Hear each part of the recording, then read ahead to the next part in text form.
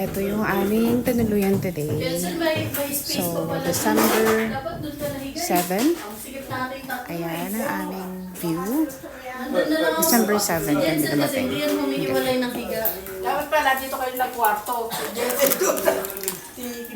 Hindi ko ito pa-post, pero ano lang sa group natin. Para makita yung Tita, mag-hi ka sa ano. Diba? Jenzel, sabi mo, hi guys. Nag-vlog ako, Jenzel. Ito yung mga rooms nila. tanggalin mo yung ano dyan. Ay, walang tao.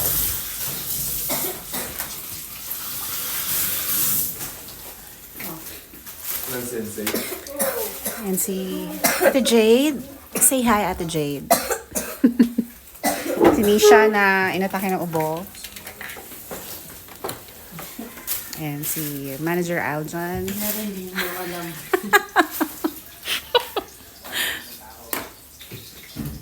Hindi ko naman ito pa-post. Paano naman? Tagal naman na exposure. Sure, yung manager talaga.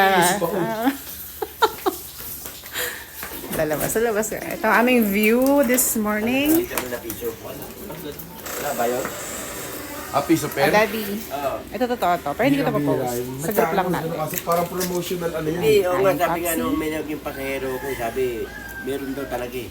Nung pandemic, may piece of pen. Hindi ko alam kung totoo yun kasi Ang piece of fare niya, ano, yung nakuha namin piece of fare, ang total, parang one way. At ano na yun, balikan, ang isang tao, 1.8. awat. Yun na yun. Yun ang pinaka-page. Wala ba? Yun na yung piece of fare Kay talaga. Marlon magkano kay Marlon? Hindi po. Kay Marlon magkano? Si Marlon sa Boracay, yung piece of fare niya, ano, balikan niya, 1.6. Uy, Ako ka lang pala 200. Ito si Kuya Brayley. Say hi. Kaya tayo sa mga kids.